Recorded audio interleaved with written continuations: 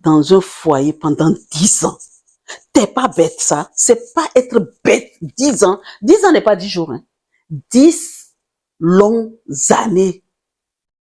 Attends, princesse. La guérison, je peux comprendre que pour toi, 10 ans, c'est 10 jours ou 10 semaines. Mais 10 ans est long. Hein. C'est très, très long. Une guérison intérieure. Quelque chose qui te ronge, qui vous ronge dans ton foyer pendant 10 ans, 10 longues années. Oh, ok. D'accord, je comprends.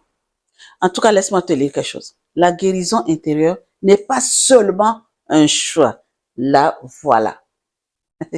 Mais c'est un processus essentiel pour retrouver l'équilibre durable dans ton couple. Voilà. Donc, tu avais quoi? 10 ans. 10 ans que tu souffres intérieurement. Eh bien là, je te dis, la bonne nouvelle est que c'est juste un processus qui va prendre du temps, mais tu vas être guéri. Tu vas trouver la solution. D'accord? Dans tous les foyers, je vais dire tous les foyers, dans tous les foyers, il n'y a pas la stabilité. On le sait. Ça, c'est clair et net. Je te le dis, puisque moi-même, je suis dans un foyer. Mais c'est pas tout le temps que c'est stable. Quand bien même, des fois, je vous donne des conseils, il y a des moments où, chez moi aussi, ça flanchit, mais j'arrive. Heureusement que je travaille avec vous. Et heureusement que vous êtes là aussi à m'apprendre. Et ça m'aide beaucoup. Maintenant, je vais te raconter une histoire. Une histoire d'une femme qui a beaucoup, beaucoup souffert. Et après, elle a trouvé la résilience. Ouais, c'est une femme résiliente, mais elle a trouvé la solution. En quoi faisant? Mais en persévérant, en restant dans ce processus-là. Elle a dit, je sais que je vais y arriver. Et je le sais et je le signe. Et elle a réussi à y arriver. Mais ça a pris du temps. Ça a pris du temps. Pourquoi? Parce que c'est devenu son habitude. 10 années 10 années, avoir resté dans quelque chose pendant 10 années, mais ça devient une habitude. Comme on le dit, chasser le naturel, il revient galop. Mais tu le chasses et tu continues à le chasser tous les jours pour qu'il ne revienne pas. Attends. Écoute cette femme-là. Toi qui m'écoutes, je sais que tu peux être dans cette situation. Et c'est des années que ça dure. Et tu es déprimé. Tu es stressé tous les jours que l'univers fait. Tous les jours que Dieu fait, tu es en stress permanent. Je comprends. C'est parce que tu n'as pas trouvé de solution. C'est normal. Tu n'as personne autour de toi pour t'aider. C'est normal. Mais ne t'inquiète pas. Il y a des solutions. On va en discuter. D'accord? Je vais juste te dire que prends courage. Parce que tu sais que quand c'est comme ça, il y a longtemps, peut-être tes enfants ont déjà 10 ans dépassés. Et vous savez, tu sais déjà quand un enfant a plus de 10 ans, c'est l'ado. Et l'adolescence, quand l'équilibre n'est pas là, qu'est-ce que ça fait? Le déséquilibre, la balance, regarde, c'est comme ça. C'est comme ça. D'accord? Donc, je te comprends à 100%, même voire à 200%. Parce que il n'y avait pas eu quelqu'un, il n'y avait pas quelqu'un autour de toi pour dire, lève-toi, tu dois te guérir, tu dois trouver des solutions. Je comprends, ma soeur, princesse. C'est pas évident. Voir des fois orphelin. L'histoire que je vais te raconter là, c'est mon histoire. D'accord? Non, je ne vais pas parler de moi aujourd'hui. On va parler d'une dame que je connais. Nous avons voyagé toutes ensemble. Tu vois pourquoi j'ai dit la guérison, ce n'est pas évident. Intérieur que tu attends, elle attendait ça depuis. Pourquoi cette femme, elle est orpheline de père et mère. Elle a grandi. Elle a tout fait. Elle a été à l'école comme elle pouvait. Elle a fait tous ces jobs-là de où? Agbété. Tu sais, vous savez ce qu'on appelle agbété. Agbété, c'est dans notre culture, langue. Agbété, c'est quelqu'un, tu fais tout ce que tu trouves. Quelqu'un t'appelle de venir même balayer sur la route, tu vas aller balayer. Quand bien même balayer la route, c'est une bonne chose puisqu'il faut mettre les routes propres. Mais vraiment, ce que tu n'as pas envie de faire là, c'est ce que tu fais. Parce que tu es obligé, tu as envie de manger. Et cette femme-là, elle a souffert comme ça pendant des années. Et le fait qu'elle a souffert ainsi, la souffrance est devenue son allié en fait. Mais elle a réussi, elle a pu voyager. Et on est venu en Europe. Elle est venue avant moi, elle était en Europe avant moi, et moi je suis venue après. Et un jour, elle m'a raconté son histoire. Et en ce moment-là, elle était déjà, quand elle est venue en Europe, elle a trouvé un homme, elle s'est mariée, elle a eu des enfants. Pour son histoire-là, c'est plus de 10 ans, plus de 10 ans qu'elle cherche des solutions pour guérir, pour soigner, je dis, son intérieur. Parce que elle n'a personne autour d'elle pour l'aider à faire les démarches.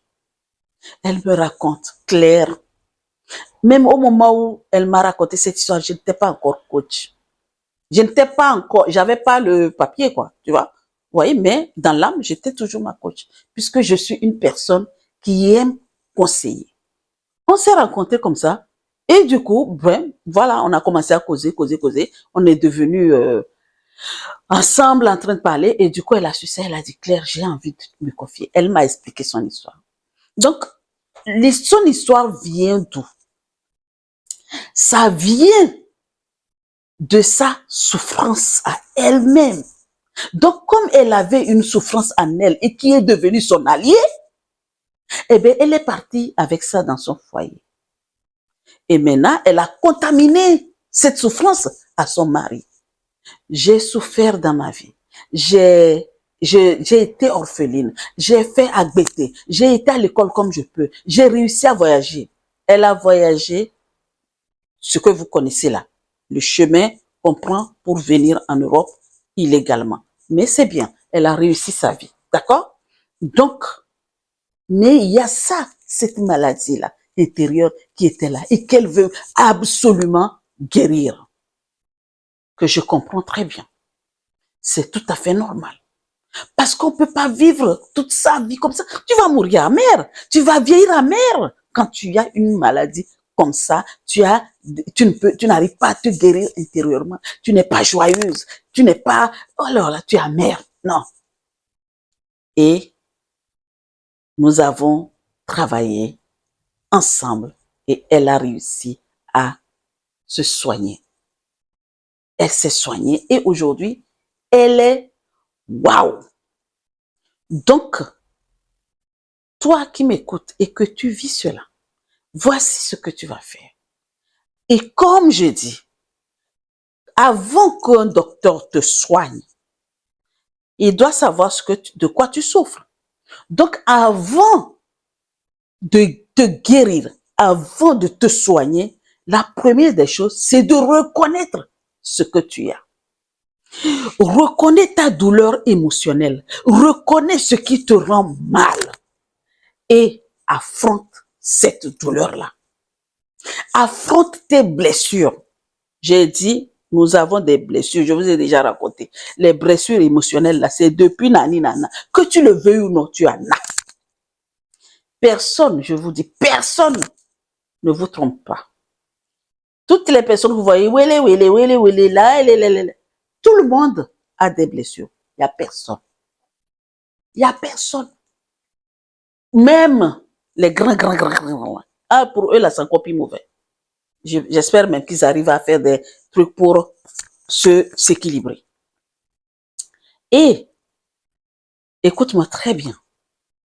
Tu vois, des fois, tu es forte à l'intérieur de toi. Tu penses que, oui, la force que tu as, tu vas pouvoir te guérir. Non. Accepte des fois ta vulnérabilité. Il faut que tu acceptes de temps en temps que oui, que tu es faible. Il y a une faiblesse qui vient. Ça, c'est clair et net. Il y a toujours une petite faiblesse qui peut arriver dans ta vie. Donc, il faut l'accepter. Et que pour que tu puisses guérir, je dis soigner en fait, soigner quelque chose qui a duré depuis 10 ans, ça prend beaucoup de temps. C'est un processus. C'est au fur et à mesure.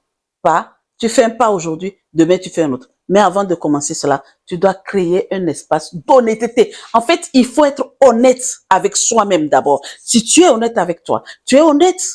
Tu dis, oui, maintenant je reconnais. Je sais. J'ai pu reconnaître ce qui ne va pas. Donc voilà ce qui ne va pas. Maintenant, je peux commencer le processus de guérison. Et écoute vraiment la personne qui te parle sans l'interrompre. Écoute et accueille toutes les émotions parce que quand vous allez prendre les processus de guérison, vous devez discuter.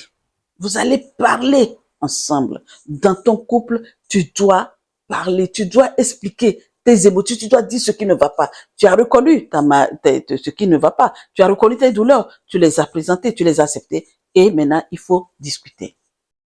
Maintenant, avant de discuter, c'est pas que vous allez vous asseoir là. Vous allez commencer, ah oui, tu vois, je regrette ceci. Non, non, non, non, non. Doucement, doucement, doucement, doucement. Écoute-moi très bien. Déjà, c'est quelque chose qui dure beaucoup, très longtemps. C'est vrai, il y a des gens qui tiennent le journal. Peut-être, beaucoup de femmes tiennent beaucoup le journal. Moi, je sais, parce que moi, j'ai un journal. Ou dans lequel j'écris, des fois, j'écris. Mais, si toi, madame, tu as eu le temps d'écrire de beaucoup de choses, même qui durent depuis plus de 10 ans, ou si vous pouvez, vous allez vraiment avoir des déclics. Parce que le fait que tu as reconnu et tu t'es retrouvé, la douleur, tu as reconnu la douleur, remontée depuis 10 ans et faites le bilan. Maintenant, pour être guéri, ce n'est pas de regarder ce qui ne va pas seulement, hein. Il faut voir aussi les petites victoires célébrées ensemble. Tu ne vas pas me dire que depuis 10 ans, vous êtes dans cette maladie amère. Non, il y a eu des bons moments, il y a eu des mauvais moments. Soit peut-être c'est cette maladie intérieure qui était plus forte que les petites victoires. Alors que les petites victoires sont plus fortes. C'est ce que nous ne comprenons pas. Les bonnes choses qui nous arrivent, peu importe sa petitesse, elle est plus grande que la mauvaise chose qui t'est arrivée. D'accord? Donc, il faut célébrer tout cela. Et maintenant, notez les bons et les bonnes choses, les bonnes victoires, ce que vous avez, ce qui s'est bien passé. Notez-les. Prenez un cahier pour faire le bilan depuis 10 ans. Ça, oh là là, tu vois, telle année, on a vécu ça. Telle année, bon, je prends le cas en 2015. Le 2015, oh, il y a de belles choses. Il y a eu ceci, il y a eu cela, il y a eu ceci, il y a eu cela. Ça, vous allez écrire. Ça, sur un papier. Et l'autre papier, vous allez écrire tout ce qui a été négatif. Et vous allez mettre les deux devant. Maintenant, les deux papiers sont devant. Et vous allez passer quoi? Vous allez prendre le temps de vous pardonner mutuellement. Il faut se pardonner pour être libéré. Si vous ne vous pardonnez pas, s'il n'y a pas le pardon, il n'y aura pas de libération et il n'y aura pas de guérison. Pardonnez vos erreurs du passé. Pardonnez tout ce que vous êtes en train de faire.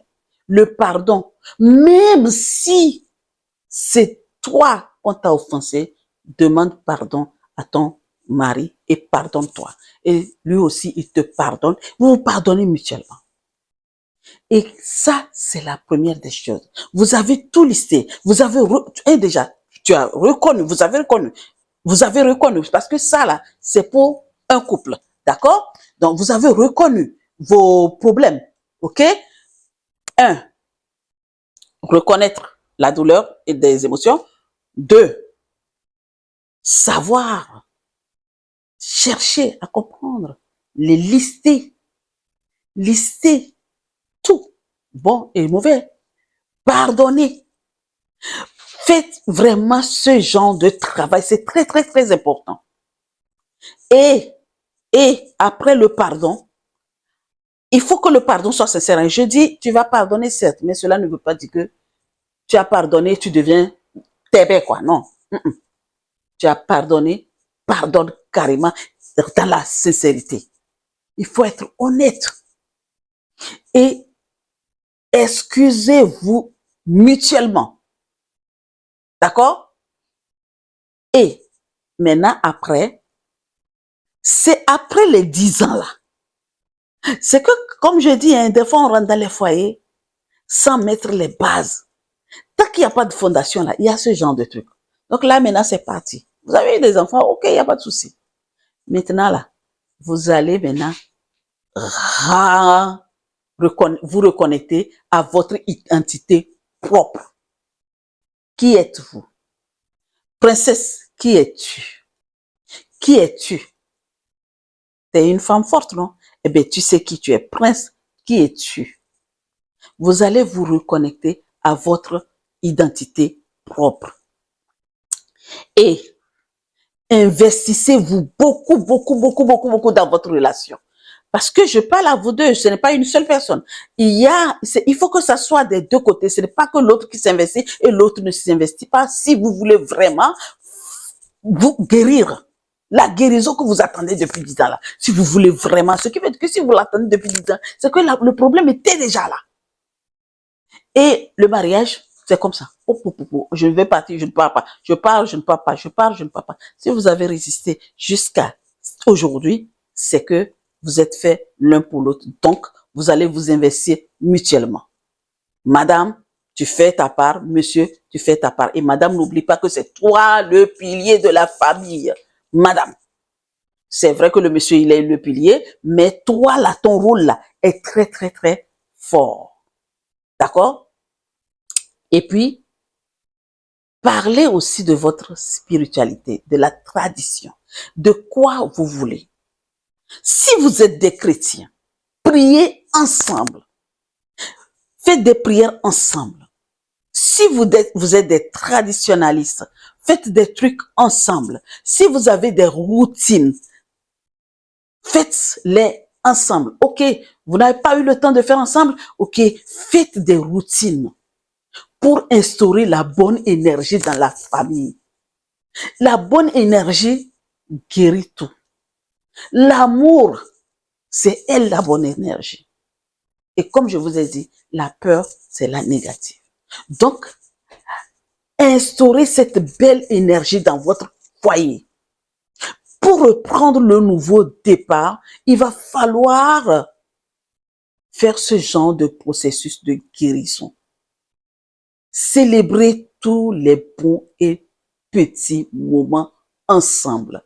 Soyez vraiment dans la joie. Instaurez la paix. Instaurez la joie dans votre...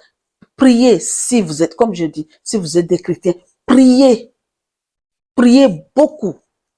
Et la méditation, c'est quoi? Les gens pensent que la méditation, ils sont des chrétiens. La méditation n'est pas pour eux. La méditation, c'est pour tout le monde. Pourquoi? Pourquoi je dis cela? Je dis ça parce que je sais de quoi je parle. Et moi-même, j'ai eu cette fausse croyance à l'époque où j'étais ancrée dans les églises. Disant méditer, moi, je voyais ça comme malsain. Et depuis que j'ai commencé la méditation, à être en contact avec moi-même personnellement, je pète la forme en fait. Et ça me fait du bien. Donc, faites des méditations. Les méditations, c'est quoi la méditation? Si vous ne savez pas faire, posez-moi la question. Je vais vous montrer comment faire des méditations. Simple, hein? Restez toute seule dans un moment, dans un petit coin, sans qu'on ne soit dérangé, en train de se recentrer sur soi, en train de se poser, de respirer, de savourer l'air qui rentre et qui sort. Des fois, on ne savoure pas ça. Et ça, c'est pas bon. Parce qu'on pense que c'est acquis, l'air. Non. Vous savez, il y a des gens qui payent des pleins d'argent pour l'air qu'on appelle oxygène. Donc, il faut savourer l'air qui rentre dans vos narines. Et là, ça, c'est une méditation. Faites ça. Et quand tu fais ça, il y a la bonne énergie qui t'embrase. Et donc, comme tu es embrasé de la bonne énergie, eh bien, la guérison, elle arrive. Les maladies intérieures là vont dire, oh, c'est quoi là? Allez, prenons nos valises là. Fuyons, fuyons, fuyons, fuyons. Et tu vas voir qu'ils vont commencer à fuir. Et il faut être quoi? Ça, c'est le summum. Ça, c'est le Saint Graal. La gratitude. Merci. Restez toujours dans la gratitude. Dites merci à tout. Merci à la vie. Merci à un sourire. Quelqu'un qui vous sourit dans la rue, sur la rue. Dites merci. Même votre enfant qui vous dit, qui vous sourit un matin, maman, dites merci. Restez, que la gratitude soit votre deuxième identité. Et là, c'est déjà un petit pas en avant. Et ça continue. Ça va prendre des temps, hein. Ça, ne vous inquiétez pas. Pour arriver à cette guérison, ce n'est pas 2 jours. Puisque vous avez pris plus de 10 ans à chercher cette guérison, mais soyez-en sûrs. Soyez-en sûrs que ça ne va pas prendre 10 ans si vous mettez vraiment de votre émotion là-dedans, la bonne émotion dedans. Donc, vous allez voir que vous n'aurez pas à passer 10 ans pour cette guérison-là. Vous l'avez attendu 10 ans, mais si vous travaillez bien, si vous respectez les choses, vous allez voir que ça ne va pas faire 10 ans. Maintenant, le dernier conseil que je vais vous donner. Si vous faites ce genre de trucs et vous n'arrivez pas à vous en sortir, n'oubliez pas quelque chose. Il y a des thérapeutes pour ça. C'est pour ça qu'il y en a des gens qui ont fait des études là-dessus. Ou allez voir un conseiller conjugal, hein, parce que c'est vrai qu'il y a des conseillers conjugaux, parce que quand il y a cette maladie-là, dans le foyer, et vous n'arrivez pas à vous guérir, il y a des discordes. Donc, ça mérite un conseiller. Ça mérite une tierce personne. Quelqu'un qui n'est pas de la famille. D'accord? Ou aller voir un thérapeute. Quelqu'un qui va vous faire des séances de thérapie ou un coach. Ben, un coach comme moi. Un conseiller. Expliquez tout et vous allez vraiment trouver des solutions. Je sais que ce n'est pas évident parce que c'est resté, ça a duré et c'est devenu votre habitude. Maintenant, cette habitude-là, vous êtes prête à garder cette habitude et vivre avec, vivre amèrement et mourir bêtement? Non. Vous savez ce que je sais. Donc, princesse, toi qui m'écoutes là, si tu es dans cette situation et que c'est depuis plus de 10 ans, comme la dame dont je t'ai expliqué, puisqu'elle était orpheline, puisqu'elle a vécu que la souffrance et que nos blessures émotionnelles sont là. Et comme j'ai dit, un jour, je ferai la vidéo sur les blessures émotionnelles. Rien que ça, avec des schémas en plus. Comme un genre d'atelier pour vous expliquer de pourquoi et de comment ça se passe. Donc, princesse, toi qui m'écoutes là, si tu es dans cette situation, écris-nous. Dis, c'est ce que je suis en train de vivre aujourd'hui et je veux sortir de ces émotions intérieures, de cette maladie intérieure. Je veux, de ces blessures, j'ai envie. Mais si tu as vécu ça, toi qui m'écoutes, et que tu as réussi à t'en sortir, bravo. Bravo, parce que la vie est tellement précieuse. La vie est très belle pour qu'on la gâche. Maintenant, la question que j'ai à te poser, princesse. Comment ça se fait que tu as laissé une maladie intérieure? Comment ça se fait que tu as laissé tout ça tant de souffrance en toi? Réponds-moi. Si tu as quelque chose, voilà. Mais je sais que si c'est resté longtemps, c'est parce qu'il y a eu une cause. Il n'y a pas de cause sans effet. Donc, Sur ce, je te souhaite une très, très, très belle journée. Je ne sais pas à quel moment tu regardes cette vidéo. Si c'est un après-midi, eh bien, bon après-midi chez toi. Et à la prochaine dans une nouvelle vidéo. Ciao!